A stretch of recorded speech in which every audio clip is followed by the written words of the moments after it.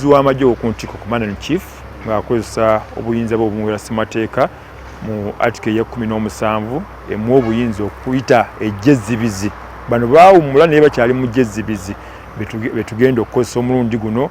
Lwaki ti ekisooka kiri mu mateeka, ekyokubiri ti abasikale ba UPDF aba regular bonna bagenzeeko e Somalia. Leadership yasazeewo ti aba reserve mulundi guno beba bagenda, si be basoose bano ne battle group ekibinja ekyasatu ekiri esinga kati ekitrainingibwa naye twakijja mu baawummula. So nekyasatu mu ekimu nekyasatu mu ebiri bonna bagenda kuva wano mu baawummula.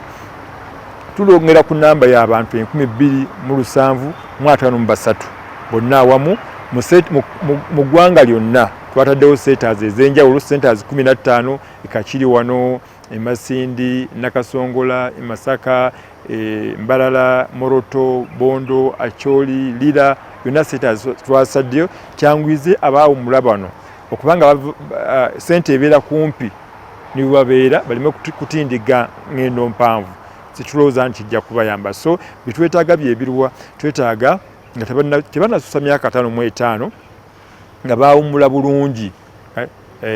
Nga baawummula bulungi kitegeeza waliwo akatabo kali ka certificate ke tukuwa ng'okalina bwe kaba kakulako waliwo ekipapula kyekikuwa ng'okiina nga tolina misango gyonna gye wajozizza, nga oli mulamu bulungi mu mubiri, kuba wajja kubawo ne ttiimu ekebera akwekebejja obulamu bwo kuba emirimu gy'amaanyi gikolebwa egy'amagye. So twetaaga abantu abalamu.